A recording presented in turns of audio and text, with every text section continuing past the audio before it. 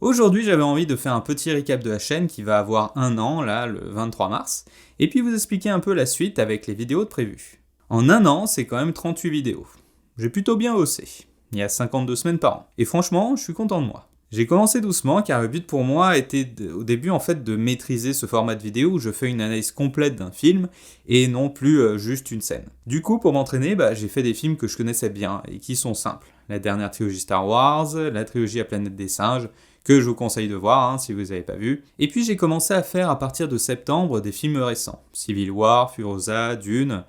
Et très vite, en fait, je me suis posé la question, est-ce que je fais comme les critiques habituelles, tu vois, à me buter à sortir une vidéo le plus vite possible et en ayant uniquement les images de la bande-annonce pour mettre dans ma vidéo? Ou est-ce qu'au contraire, j'attends pour faire vraiment une analyse approfondie? Perso, dans les critiques, tu vois, sur YouTube, je suis uniquement du Randall, qui lui fait à la fois de l'actualité et des formats plus poussés, les formats pourquoi j'ai raison et vous avez tort. Et finalement, j'ai très vite décidé d'être sur un format à la pourquoi j'ai raison et vous avez tort, mais en version beaucoup plus courte. Je pense qu'il n'y a pas besoin de le cacher, ça a été un peu ma source d'inspiration principale, mais je le fais vraiment à ma sauce. Parce qu'en fait, tu vois, les critiques ciné du type Plot Time, Clapman ou Reggae, enfin lui quoi, tu vois. Perso, moi je suis pas du tout, tu vois, c'est des formats à écouter principalement, et moi je suis pas spectateur de ça. Moi si je suis sur YouTube, c'est pour l'audio et le visuel. Sinon, si je veux que du visuel, enfin que de l'audio, je vais sur des podcasts. J'ai du mal à voir trop l'intérêt de ce genre de critiques. Surtout que c'est des critiques à chaud. Donc c'est bien quand le film il vient de sortir, mais c'est pas forcément que tu regardes genre 3 ou 4 ans plus tard. Moi, tu vois, quand je vois une vidéo sur YouTube, il faut qu'il y ait du rythme, des images, etc. Après voilà, tu vois, ils sont dans l'obligation de sortir leur vidéo le plus vite possible. Donc ça se comprend. Mais moi, je suis pas du tout spectateur de ça. Je fais avant tout des vidéos que j'aimerais voir sur la plateforme. Et aussi, j'avais vu la vidéo de Durandal où il expliquait que ça l'avait épuisé pendant des années à passer des nuits blanches pour que ça sorte le plus vite possible. Et moi, honnêtement, ça me fait pas rêver.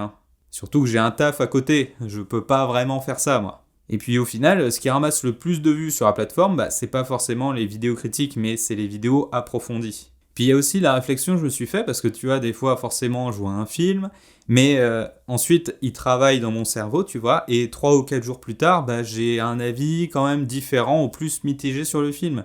Donc faire une critique le plus vite possible, moi, j'ai du mal, parce que forcément, à toutes les vidéos que j'aurais faites, si j'avais fait vraiment des critiques à chaud, genre une semaine plus tard, j'aurais revu ma vidéo et je serais en mode « Ah, j'aurais dû parler de ça, j'aurais dû dire ça ».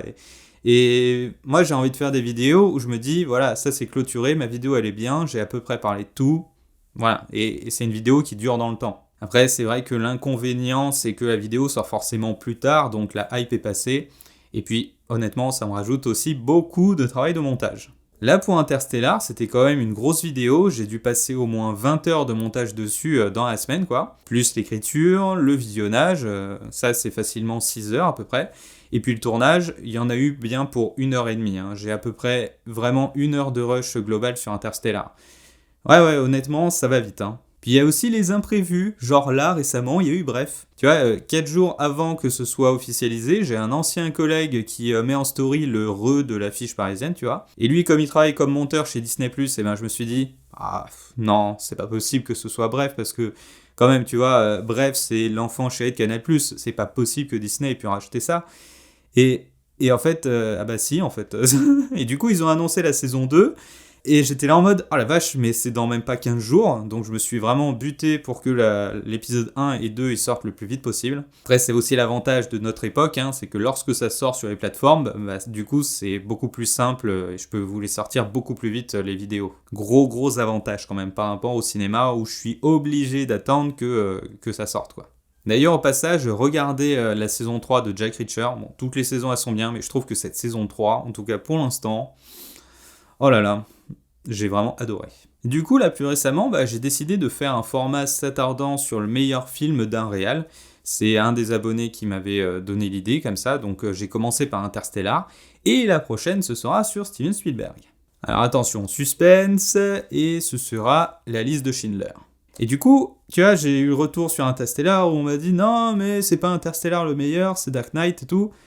Et c'est un peu le même truc que je me suis dit, tu vois, Spielberg, tout comme Nolan, il a fait tellement de bons films, comment choisir, genre, le meilleur film d'un réal ? Et là, c'est un peu une réflexion aussi. Moi, je dirais que je choisis un film qui réunit en fait tous les tips, tous les habitudes du réal, pour que ce soit une rétrospective à la fois du film, mais aussi du réal lui-même. Donc, tu vois, là, il y a 3 jours, j'ai revu Le Soldat Ryan. Attends. Voilà, Le Soldat Ryan. Tac. Bon, il y a encore voilà, cette merde dessus, c'est des avantages quand t'achètes que de l'occasion, c'est qu'ensuite, il faut enlever les étiquettes, faut nettoyer les jaquettes, etc. Mais je l'ai revu, et je me suis fait réflexion, mince, en fait, j'ai pas grand chose à dire dessus, parce que on est principalement sur le terrain, en caméra à l'épaule, oui, il y a des gros plans sur les yeux sont très importants dans ce film, parce que c'est un certain regard, parce que Spielberg, il s'attarde vraiment sur le côté humain, sur le fait que c'est des hommes un peu ordinaires qui sont obligés d'aller à la guerre, mais ce film ne réunit pas du tout toute la palette de couleurs de mise en scène de Spielberg. Donc je ferai sûrement une vidéo sur le Soldat Ryan, mais c'est pas du tout un film que je peux utiliser en fait pour expliquer toutes les habitudes de Spielberg. Alors que La liste de Schindler, bah si. Puis il faut aussi que je fasse en sorte que ça dure pas 1 heure. Hein. Là aussi en tant que viewer, bah, les vidéos au-delà de 20 minutes, je trouve que ça fait trop. Ça reste mon avis, hein, mais parce que j'ai trop de trucs à voir, tu vois. Si la vidéo elle dure plus de 20 minutes, autant que je me fasse un film ou une série. Et de toute manière, je l'ai bien vu sur les stats, hein. Généralement, au bout de 10 minutes de vidéo, bah, j'ai ma moyenne de rétention d'audience qui chute comme pas possible. Une vidéo longue, ça me rajoute et du boulot, et en plus, pour que ce soit principalement pas vu, bah, c'est un peu du travail un peu inutile de faire des vidéos ultra longues. Mais après, ça reste mon avis, hein. Et pour ce format précis, ça n'empêche pas que je fasse des vidéos longues, hein, mais principalement pour l'instant, je préfère rester autour de 10 minutes pour les vidéos habituelles, tu vois. Après, ça n'empêche pas que pour ce format précis, je fasse des vidéos plus longues, hein, mais principalement pour l'instant, je préfère rester autour de 10 minutes, en tout cas pour les vidéos habituelles, parce que j'ai remarqué quand même à l'écriture, en général, en 10 minutes, j'ai à peu près fait grosso modo tout le film.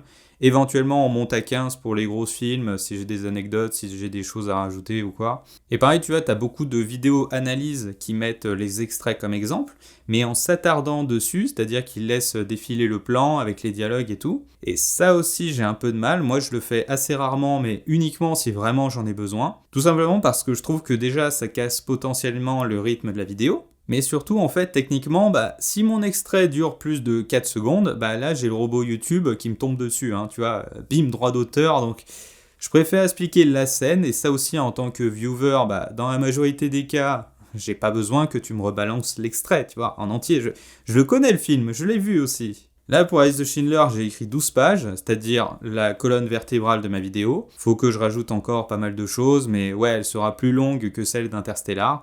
Je pense qu'on sera autour de 35 minutes. Je vais voir. Et récemment, j'ai aussi commencé ma rétrospective des films Marvel. J'ai été très content de l'accueil, en fait. Franchement, je m'y attendais pas. Pareil, merci pour Interstellar, hein, merci.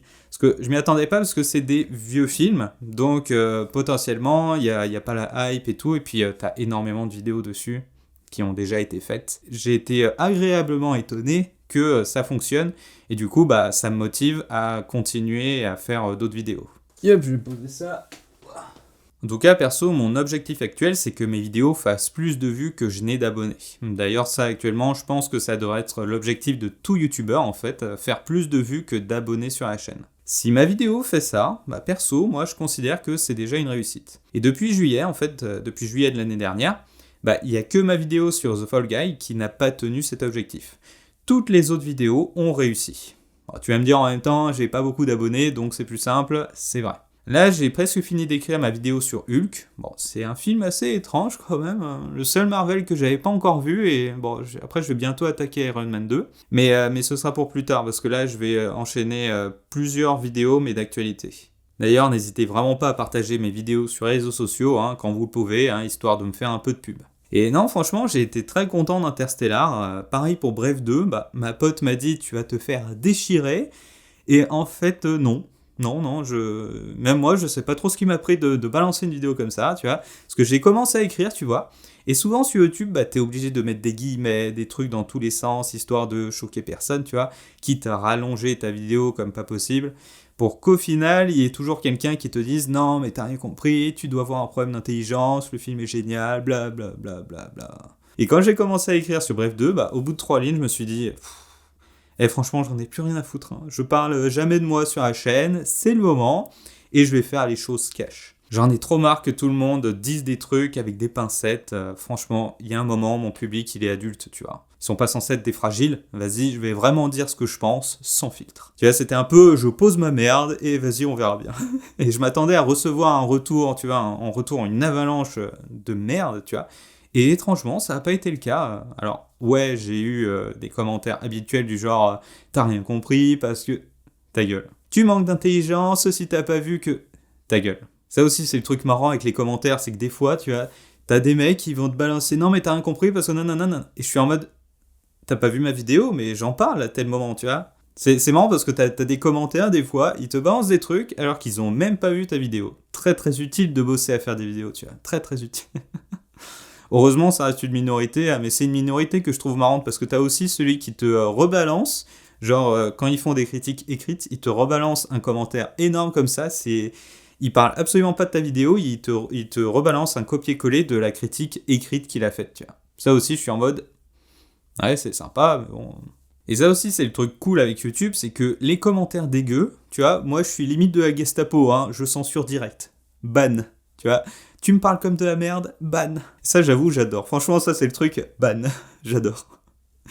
Après, voilà, tu vois, j'accepte les critiques si c'est bien fait et bien dit. Au contraire, c'est le gros problème en tant que youtubeur, c'est que, bah, t'es un peu seul juge de ce que tu fais. Ma mère, elle aime quoi qu'il arrive, mais bon, pour progresser, bah, il faut des critiques constructives. C'est aussi utile, hein, ça, des critiques constructives et bienveillantes. Mais il faut qu'elles soient bien faites. Parce que si tu critiques et que tu me craches dessus, moi je banne, tu vois. Mais si tu me critiques en me disant les choses à peu près bien, bah moi ça me va, hein. En fait, à partir du moment où tu me parles d'une manière où en réalité, tu vois, en vrai, tu m'aurais pas parlé comme ça, bah moi je banne, hein. Je cherche plus à savoir. C'est ça ici qui est marrant, c'est que les commentaires assez méchants, ils ont tendance à dire, à te tutoyer et à te dire mec, nanana. Il est où le respect là? Alors que les commentaires bienveillants, en général, c'est pas du tout ça. Ça aussi, c'est. Il y a plein de trucs comme ça que j'ai trouvé ça assez marrant, tu vois, avec le retour d'expérience. Puis de toute façon, honnêtement, je suis trop vieux pour ces conneries. Donc sincèrement, tous vos messages de soutien, en particulier pour Bref 2, franchement, merci. C'était trop cool et je l'avais aussi fait de cette manière pour potentiellement aider des gens qui vivent la même chose. Tu vois, je trouve ça important dans ce genre de situation de se rappeler qu'on n'est pas tout seul à être seul. Puis ça montre aussi que la liberté d'expression est encore possible, et ça, je trouve ça très bien. Donc j'ai vraiment été content de ma vidéo sur Bref 2. Après, en la revoyant, j'aurais aimé rajouter des choses, tu vois. J'aurais aimé rajouter des choses, peut-être couper certaines choses ou mettre plus de guillemets sur d'autres. Mais bon, je l'ai un peu faite à chaud et je l'ai faite sans filtre. Voilà, c'est fait. Et pour revenir sur les commentaires, parce que après des fois c'est difficile de prendre en compte les critiques, tu vois. Là récemment, il y en a un qui m'a dit que les blagues étaient de trop. Bon, bah, pas de souci, ok, j'en ferai moins. Mais ensuite, 2 heures plus tard, j'en ai un autre abonné, tu vois, qui me dit j'adore tes vidéos et en plus avec tes blagues, c'est toujours marrant. Et du coup, ouais, merci, c'est vraiment cool, mais du coup, je fais quoi moi après? Perso, je garde un minimum de blagues pour l'instant, car pareil, les vidéos analyses du style Alfie, bah, je regarde pas car c'est tellement sérieux que je m'amuse pas. Et moi, faut que je m'amuse, tu vois, quand je vois une vidéo. Faut aussi se dire que, tu vois, j'en ai bouffé des heures d'analyse à la fac, donc j'ai pas envie d'y retourner, perso. Après, ça dépend le film, hein. Tu te doutes bien que la liste de Schindler, bah, là, j'aurais du mal à faire des blagues, évidemment, hein. Puis il y a genre bien la moitié des blagues par vidéo que je supprime à l'étape du montage, car bah ça marche pas. Tu vois, pour Interstellar, avec le recul, j'aurais peut-être dû en enlever 2-3, mais après, c'est le jeu. Tu vois, quand tu passes une semaine à faire que du montage sur la vidéo, hormis d'attendre une semaine encore pour pouvoir avoir un retour toi-même sur le travail que tu as fait, enfin, t'as tellement la tête dans le guidon que t'as du mal à vraiment être objectif sur ta vidéo avant de la publier. Ou alors, il faudrait vraiment que je finisse ce montage et que je me dise, bah, j'attends une semaine et ensuite je la revois pour faire des modifs. Mais c'est ça aussi le truc, c'est que je veux que ça sorte, tu vois. Il y a un moment, quand je sors ma vidéo sur Interstellar, que ça fait 3 semaines que je suis dessus, et j'ai envie de la poser et de ciao. Et là, j'aimerais aussi revenir sur le truc de polir la vidéo, histoire de choquer personne. Parce que tu prends ma vidéo sur le Joker, bah, on m'a balancé des coms du genre... Non, mais tu dis que le Joker descend les marges de l'échelle sociale, et c'est totalement faux, il vit dans un HLM avec sa mère, il est déjà tout en bas. Et moi je suis en mode, hein? Mais non les gars, qu'est-ce que tu veux que je réponde à ça, hormis que tu vis vraiment dans un monde privilégié, quoi? Si tu considères qu'avoir un taf, un toit au-dessus de ta tête et le frigo plein, c'est être tout en bas de la société, je peux rien faire pour toi, tu vois. Moi, je sais même pas quoi répondre à ça. C'est pour ça que le truc de polir la vidéo, eh ben, je le fais dans certains cas, mais ensuite, quand j'ai eu certains retours de com et tout, je suis en mode, mais il y a des fois, je peux pas polir des choses qui me semblent quand même évidentes. Parce que avoir un taf, un toit au-dessus de la tête et le frigo plein, et être tout seul, c'est pas être tout en bas de l'échelle sociale, mais alors pas du tout, hein, c'est le cas d'énormément de gens. Va dans la rue, voir les SDF, là c'est être tout en bas de l'échelle sociale, ou être en prison aussi. Si déjà ce truc de base, tu l'as pas compris, c'est que tu vis quand même dans une vie privilégiée, et si tu t'en rends même pas compte, enfin moi je vais même pas te l'expliquer quoi. Ou alors tu fais un stage pour descendre encore plus bas, tu vois, il y a les chômeurs longue durée, ceux qui touchent le RSA ou ceux qui sont dans la rue. Donc non, le Joker, bah oui, c'est pas joyeux sa vie, mais il y a pire. Et perso, j'ai été 3 mois à la rue, alors bon, là je vous la fais hyper courte, hein, mais en gros j'étais en 2e année de fac de ciné, ça faisait 1 an et demi que je vivais dans un logement insalubre avec énormément d'humidité, et normal, il était sous terre, le truc. Oui, c'était légal. Et comme j'avais 0 thune car le loyer me ponctionnait le peu que j'avais, ben j'ai décidé de partir et j'ai été sans logement pendant 3 mois. Alors attention, là aussi j'aurais pu vivre pire, hein, car un soir en fait, tu vois, je dormais chez ma grand-mère, un autre soir chez ma sœur, un autre soir chez une amie, etc. J'allais à la fac avec ma valise, bon, j'étais pas totalement à la rue, hein, heureusement. Et c'est vraiment dans ce genre de situation que tu la prends en pleine face, tu vois, la pyramide de Maslow, parce que tu le sens le poids que tu deviens pour les gens qui t'entourent. Mais c'est aussi avec ce genre d'expérience, en fait, que tu apprends la vraie vie, tu vois, la vie dure, quoi. Ça, heureusement, j'ai envie de te dire, heureusement, en France, il y a quand même beaucoup de gens qui ne le vivent pas et qui ne le vivront jamais. Ce que je trouve dommage, c'est qu'ils en ont même pas conscience, en fait, de la réalité de la vie. Bon, en bref, tu vois, je pense que tu peux polir ta vidéo dans tous les sens, il y en a quand même qui vont te tomber dessus, et souvent pour des trucs qui pour toi te semblent quand même évidents, car tu as le vécu derrière. Tout est une question de vécu et de ressenti aussi. Donc moi, je peux pas polir la vidéo et prévoir tout pour tout le monde. Du coup maintenant, je suis plus en mode, je dis exactement ce que je pense, que ça plaise ou non, je me concentre sur les bons commentaires, hein, et ceux qui sont constructifs et respectueux.